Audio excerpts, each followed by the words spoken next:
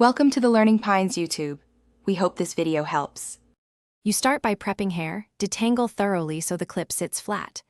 Gather a bow clip that matches the hair volume. You want balance so it doesn't pull. Create the placement now, part where you want the bow, center, side, or crown, using the tail comb to make a clean line.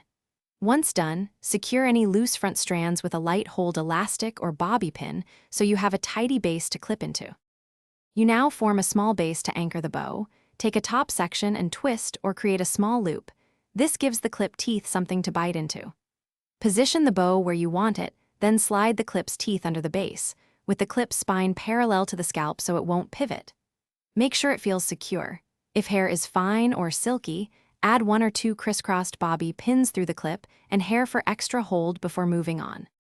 You finish by shaping the bow, fluff loops and balance both sides while checking in the mirror.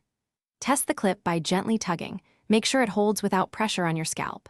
If it shifts, reseat the base slightly lower or create a tighter loop to increase grip. For persistent slipping, anchor the bow with a small elastic around the base, then hide it with the bow.